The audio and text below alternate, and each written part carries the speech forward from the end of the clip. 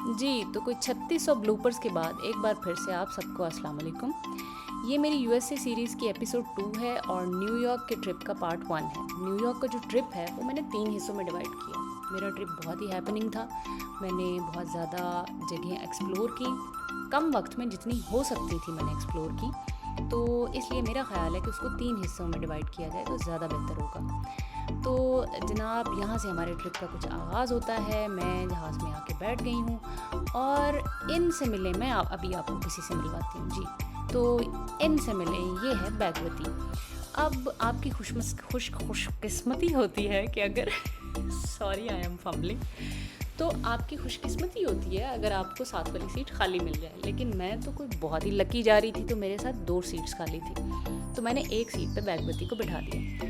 अब मैं ये वर्ड क्यों यूज़ कर रही हूँ, तो जिन जिन लोगों ने ज़िंदगी ना मिलेगी दोबारा देखी हुई है, तो डेफिनेटली वहाँ से कुछ आइकॉनिक वर्ड्स सभी ने पिक किए होंगे, जिसमें से एक है बैगवती, जो कि मेरा बहुत ही फेवरेट है। तो न्यूयॉर्क जो है वो न्यू ऑरलैंड से 2 आवर्स की फ़्लाइट पे है। मौसम काफ़ी डिफरेंट था। न्यूयॉर्क में सर्दी थी, तकरीबन बिलो 10 ही टेम्परेचर था मार्च के महीने में, और 20 प्लस था न्यू ऑरलैंड्स में। तो खैर मैंने अपना ट्रेंच कोट साथ रखा था कि मुझे अंदाज़ा था कि मुझे वहाँ पे ज़रूरत पड़ सकती है। ये जनाब, हम बादलों के दरमियान से होते हुआ रास्ता लेते हुए पहुँचते हैं न्यूयॉर्क। ओह हो, क्या बात है! हाई राइज बिल्डिंग्स, ये एक डिफरेंट वाइब थी बाय द वे। मैं बहुत ही थकी हुई थी ऑल्दो जी, मैं बहुत थकी हुई थी, लेकिन उसके बावजूद मैंने जब ये मंज़र देखा तो मैं बहुत एक्साइटेड हो गई। जेट लैग भी था, और इस वक्त बाय द वे मेरा दिन हो रहा था सऊदी में, और यहाँ पे रात हो रही थी, और मैं कंटिन्यूसली जागी हुई थी। तो ये जेट लैग वाला भाई बहुत ही डिफरेंट एक्सपीरियंस था, वरना अब से पहले जो जेट लैग होता रहा है वो 2 आवर्स और 3 आवर्स का होता रहा है मेरा, जो कि कॉम्प्रोमाइज़ हो जाता था, इतना पता नहीं चलता था। लेकिन ये बहुत ही डिफरेंट एक्सपीरियंस था and it really hit me hard. मैं अजीब ही जागी सोई सी थी, लेकिन आहिस्ता आहिस्ता खैर बॉडी क्लॉक सेट हो गया। अब नए आने वालों के लिए मैं अपना ये एक्सपीरियंस शेयर करूँगी कि मैंने कोई बहुत ही क्लासी किस्म का होटल बुक नहीं किया। ऑल दो मैं अफोर्ड कर सकती थी, लेकिन मेरी प्लानिंग ये थी कि कम खर्च बाला नशीन, तो थोड़े से पैसे बचा के उसको शॉपिंग पे लगाना चाहिए, और किसी हाई क्लास होटल की बजाय वाई नॉट कि मैं कोई डॉम चूज़ करूँ। और ज़्यादातर स्टूडेंट्स और पोस्ट डॉग्स और ज़्यादातर लोग जो है वो मेरे ख्याल में यही बजट फ्रेंडली एक्टिविटी करते हैं। तो मैं आप सबसे कहूँगी कि बहुत सारी ऐप्स हैं जहाँ पे आप ऑनलाइन बुकिंग कर सकते हैं, मैंने भी यूँ ही की। तो जिसकी रेटिंग ज़्यादा थी और जिसके रिव्यूज़ अच्छे थे, तो मैंने न्यू ऑरलिन्स में भी डॉम बुक किया। वहाँ पे मुझे फ़ीमेल्स का रूम मिला जहाँ पे 4 बेड थे और सभी फीमेल्स थी, क्वाइट कंफर्टेबल, सेपरेट वॉशरूम था। So it was really comfortable. Locker भी एक एक दे देते हैं, तो आपकी सब चीज़ें महफूज होती हैं। सिमिलरली न्यूयॉर्क में भी मैंने न्यूयॉर्क हॉस्टल चूज़ किया, और वहाँ पे एक वार्ड था बाय द वे, क्योंकि वो 11 बेड्स थे, 12 बेड्स का रूम था, तो मैं उसको वार्ड ही कहूँगी। तो ये जनाब मैंने न्यूयॉर्क लैंड किया, और बड़ा ही आइकॉनिक आई लव न्यूयॉर्क का आपको साइन नज़र आएगा अभी मेरे लेफ़्ट साइड पे। येस, दिस इज़, तो जो कि पूरा वर्ल्ड वाइड फेमस है बाय द वे। खैर न्यूयॉर्क की अपनी ही एक वाइब है, न्यूयॉर्क के लोगों की अपनी एक वाइब है। ये वार्ड है जहाँ पे मैं आ चुकी हूँ, और थैंक गॉड कि मुझे ऊपर वाला बेड नहीं मिला बल्कि नीचे वाला मिला। सुबह उठते ही मैंने सबवे ली, सब कुछ बहुत सॉर्टेड था, बहुत ही क्लियरली मेरी प्लानिंग हुई थी कि मुझे कहाँ कहाँ जाना है। मैंने आने से पहले काफ़ी होमवर्क किया था बाय द वे, और उस होमवर्क में मुझे बहुत सारे अच्छे लोग मिले, जिनमें से ये एक वाइट बियर्ड वाले अंकल भी हैं। इन्होंने मुझे बहुत अच्छे से गाइड किया और मुझे बहुत वार्मली वेलकम किया न्यूयॉर्क आने पे, और जितना वो मुझे यहाँ इर्द गिर्द के हवाले से गाइड कर सकते थे, ये गाइडेड मी सो वेल। तो इनका नाम खैर मैं भूल चुकी हूँ। खैर जो भी थे, बहुत अच्छे अंकल थे। अच्छा जी, ये जो हाई राइज बिल्डिंग्स थी, इनकी अपनी एक अलग वाइब थी। वो जो सामने आपको कार्ट नज़र आ रहा है, इसको बोलते हैं जायरो कार्ट, और यहाँ पे आपको हलाल फूड मिल जाता है। न्यूयॉर्क में जगह जगह आपको ये कार्ट नज़र आएंगे, जो कोई भी मुस्लिम पर्सन उनको रन कर रहा होगा। और जो मुझे नज़र आया, ये फिर मैंने ये देखें, हलाल का लोगो भी आप देख रहे हैं। तो जायरो कार्ट मुझे मिल गया। यहाँ से मैंने क्या लिया था उस दिन, बाय द वे मुझे एग्जैक्टली याद नहीं है, शायद कोई सैंडविच लिया था। मुझे बहुत भूख लगी हुई थी, वही मेरा नाश्ता था। बाकी मैंने कुछ फ्रूट्स वगैरह ले लिए थे आते हुए, रास्ते में किसी मार्ट से ले लिए थे। तो I was exploring. So this is the first iconic place जो मैंने विज़िट की। जी हाँ, ये है ब्रुकलिन ब्रिज, जो कि इनका बहुत ही आइकॉनिक ब्रिज है। और ये 19वीं सदी में ये पहला ब्रिज था जो आयरन के जो रॉड्स हैं उनके ज़रिए से, ये सस्पेंडेड ब्रिज है बाय द वे, और ये दो रिवर्स को आपस में, दो एरियाज़ को मिला रहा है और एक रिवर के ऊपर से गुजर रहा है। और वो एरियाज़ कौन से हैं? मैनहट्टन और ब्रुकलिन, इन दो एरियाज़ को कनेक्ट करता है। बाकी बहुत ही ये हिस्टोरिकल इनका ये ब्रिज है। लोग बड़े शौक से यहाँ पे आ रहे थे और बड़े शौक से यहाँ पे पिक्चर्स बनवा रहे थे, और सभी लोग एक दूसरे की पिक्चर्स बना रहे थे बाय द वे। और बहुत सारे फोटोग्राफर्स भी मौजूद थे, वो भी पिक्चर्स बना रहे थे। तो मैंने भी कुछ पिक्चर्स ली, ये मैं हूँ और अपने साथ भी मैं ही हूँ।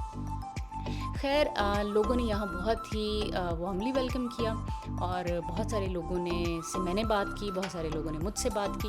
तो वो एक बहुत ही, अब चूँकि मैं उस वक्त ब्लॉगिंग के बारे में तो मेरा कोई कॉन्सेप्ट ही नहीं था कि मुझे व्लॉग के पॉइंट ऑफ व्यू से कुछ रिकॉर्ड करना है। ये तो मेरी पर्सनल रिकॉर्डिंग्स हैं जो कि मैं यहाँ पे शेयर कर रही हूँ अपने चैनल पे। तो इस तरह से करते कराते मैंने जब ब्रुकलिन ब्रिज देख लिया तो फिर मैं वहाँ से उतर आई, और फिर जनाब मैं ये इनका मैनहट्टन का जो एरिया है यहाँ पे चलना फिरना शुरू हो गई। वॉक करने से बहुत ही मैंने इन्जॉय किया इर्द गिर्द की। बहुत ही हिस्टोरिकल और बहुत ही, चूँकि ये सदियों पहले ये बिल्डिंग्स बनाई जा चुकी हैं, बहुत सारी न्यू भी हैं नो डाउट, लेकिन जो एक ओल्ड विंटेज की जो वाइब होती है ना, वो आपको यहाँ पे जगह जगह फील होती है। जी हाँ, ये मैं ओपन जो है ये बस है उसमें आके बैठ गई हूँ। ठंड बहुत लग रही थी, लेकिन बहुत सारे लोगों के साथ मैंने भी एक जगह यहाँ पे ले ली, क्योंकि यहाँ से जो पूरे न्यूयॉर्क सिटी का व्यू नज़र आता है। ये है हॉप ऑन हॉप ऑफ के नाम से एक बस है। 24 आवर्स के लिए मैंने इसकी तकरीबन $60 की टिकट ले ली थी। ये एक जी मेटल का बैल है जिसके साथ लोग क्रेजी होके पिक्चर्स बनवा रहे हैं, और लोगों ने बाकायदा लाइनें लगाई हुई हैं। इस बैल की बारी नहीं आ रही इस बैल के पास खड़े होने की बारी नहीं आ रही। ये पित्तल दी बैल है, पता नहीं की है। तो 12 लोग पागल हुए थे, कोई इसकी दुम से लटक रहा था, कोई सींगों से लटक रहा था, कोई कुछ कर रहा था। Crazy people. लेकिन ये है कि देख लें कि टूरिस्ट जो थे ना, उनको अट्रैक्ट करने के लिए उन्होंने कैसी कैसी चीज़ें यहाँ पे लगाई हुई हैं। और ये तो खैर बहुत ही यूनिक सा मेरे लिए एक्सपीरियंस था। खैर यहाँ पे वॉक एंड टॉक करते करते, खुद से बातें करते करते, वीडियोस बनाते बनाते मैं यहाँ पे न्यूयॉर्क की सड़कों पे खूब घूमी, खूब सैर की। तो मेरी जो लिस्ट थी जिसमें मैंने एक्सप्लोर करना था, उसमें एक तो ब्रुकलिन ब्रिज था जो कि हो गया। सेकंड था जी स्टैचू ऑफ लिबर्टी। जी हाँ, हमने उस बाजी से मिलने जाना है कि जो कि 300 फीट लंबी है, ठीक है, और उसके पास जाने के लिए ये फेरीज़ लगती हैं। तो इनकी हमने $25 की टिकट ख़रीदी और $25 पे करके हम वो स्टैचू ऑफ लिबर्टी से मिलने के लिए गए, जो कि इस वक्त by the way copper colour से ग्रीन कलर में कन्वर्ट हो चुकी है। अभी मैं आपको उसका भी झलकियाँ दिखाऊंगी। अब स्टैचू ऑफ लिबर्टी के बारे में मैंने थोड़ा सा जानने की कोशिश की कि भाई ये क्या बला है और ये इतना आइकॉनिक टूरिस्ट प्लेस क्यों है। तो ये एक क्या कह एक यादगार के तौर पे फ्रेंच पीपल ने यूएस को गिफ्ट की थी। कौन सी सदी में की थी ये मैंने कोई नहीं पता भाई, और ना मैं कोई हिस्ट्री की तरफ जाने का मुझे शौक है और ना मुझे इतना बताने का शौक है। जे तानू दिल करे तो गूगल कर लो, ना दिल करे तो जो मैं बोल रही हूँ उसी पे इक्तफा कर लो। ताड़ी मेहरबानी, शुक्रिया। इत्थे जी मैं $25 पे किए और यहाँ पे जनाब बहुत सारे लोगों के साथ मैं भी चलती चलाती अपनी जो ये सामने फेरी नज़र आ रही है इसके ऊपर सवार हुई और ये हमें लेके गई स्टैचू ऑफ लिबर्टी के पास। अब यहाँ पे दो तरह की वेज़ हैं स्टैचू ऑफ लिबर्टी विज़िट करने का। एक तो कुछ वो ऐसी फेरीज़ भी होती हैं जो कि सिर्फ स्टैचू ऑफ लिबर्टी के इर्द गिर्द घूम घुमा के आपको वापस ड्रॉप कर देती हैं, लेकिन उसकी चार्जेस कोई नहीं होते।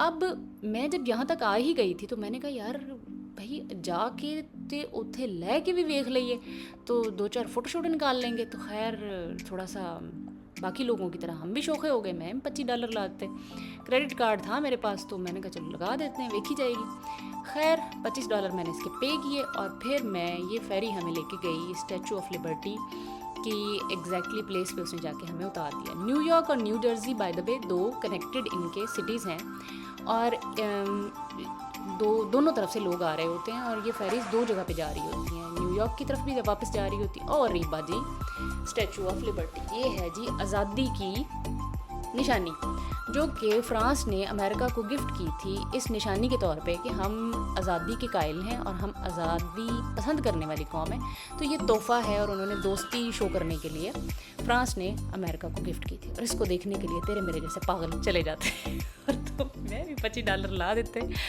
फिर मैंने कहा यार ये बाजी हरे रंग की क्यों है, क्या ये बाजी वाकई ही हरे रंग की है, हमेशा ही ऐसे रहती है, इसके पीछे कोई कहानी है? तो वहीं पे एक जगह पे उन्होंने लिख के भी बाकायदा दिया हुआ था कि ओए छोटी छोटी डक्स भी हैं यहाँ पे। एनीवे तो उधर लिखा हुआ भी था कि भाई इसका कलर तो कॉपर कलर था, लेकिन वक्त गुजरने के साथ साथ कॉपर के कुछ ताल्लुकात कायम हो गए ऑक्सीजन के साथ और ऑक्सीडेशन हो गई, जिसकी वजह से इसका रंग हरा हो गया, वरना ये हरी थी नहीं, ये कॉपर कलर की थी। और अब आपको तो पता है कि कॉपर कलर कौन सा कलर होता है, केमिस्ट्री के लोग हैं तो आप जानते हैं, नहीं जानते थे भाई गूगल कर लो, मैं इतना ज़्यादा ज्ञान नहीं दे सकती। ये हैं जी, हमने फिर वहीं पे बैठने के लिए जगह थी, लोग बैठे हुए थे, खा पी रहे थे, मैंने भी एक टेबल लिया, मैं भी बैठ गई। अब हमारा इशू है हलाल को लेके, तो फिर मैंने खाया तो कुछ भी नहीं, मेरे बैग में वही ज़ैरो काट वाला सैंडविच था, मेरे ख्याल में मैंने वही खाया था। यहाँ पे भी लोग अपनी विशेज़ के लिए सिक्के फेंकते हैं, लो कर लो गल, विशेज़ ऐसे पूरी होती हैं भला, वो खाम खा के सिक्के ज़ाया करो। तो खैर अपनी अपनी एक लोगों ने वो एक क्रिएट की हुई है।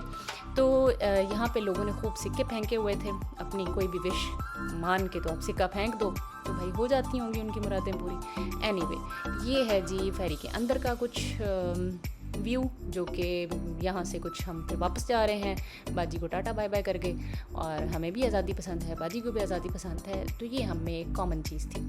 तो ये न्यूयॉर्क की बहुत ही आइकॉनिक प्लेस थी जिसको बहुत सारे लोग विज़िट कर रहे थे। बाय द वे रास्ते में उन्होंने हमें एक पुराना कासल भी विज़िट कराया, लेकिन वो मुझे इतना सच्ची बताऊँ तो मुझे कोई तारीख़ी चीज़ें विज़िट करने का शौक़ कोई नहीं है, ये तो मैं देखा देखी लोगों की, तो मैंने भी जाके देख लिया। लेकिन खैर स्टैचू ऑफ लिबर्टी तो बचपन से सुन रखा है, देख रखा है अखबारों में, तो मुझे थोड़ा बहुत था, लेकिन मुझे को वो हिस्ट्री के बारे में जानने का उतना ख़ास शौक़ है नहीं, तो इसलिए जो हिस्ट्री से लगाव रखते हैं शायद उनके लिए तो मैं बहुत बोरिंग पर्सन हूँ, ये व्लॉग उनके लिए बहुत बोरिंग हो, या शायद वो मुझे बहुत ही लेस इंटेलेक्चुअल कहें, इंटेलेक्चुअल लोग होते हैं वो जो हिस्ट्री से लगाव रखते हैं, लेकिन नहीं, पता नहीं, जो भी है। खैर तो यहाँ से ये हमारी वापसी का सफ़र शुरू हुआ। इसके बाद नेक्स्ट प्लेस जो मैंने विज़िट करनी थी वो था टाइम स्क्वायर, यस, जो कि बेहद एक्साइटिंग प्लेस है न्यूयॉर्क की, और जो भी आता है वो स्टैचू ऑफ लिबर्टी के बाद अगर कोई जगह विज़िट करता है तो वो है टाइम स्क्वायर। उसके लिए आपको मेरे ब्लॉग का पार्ट 2 उसका इंतज़ार करना पड़ेगा। तो फिर मिलेंगे, ओके टाटा बाय बाय।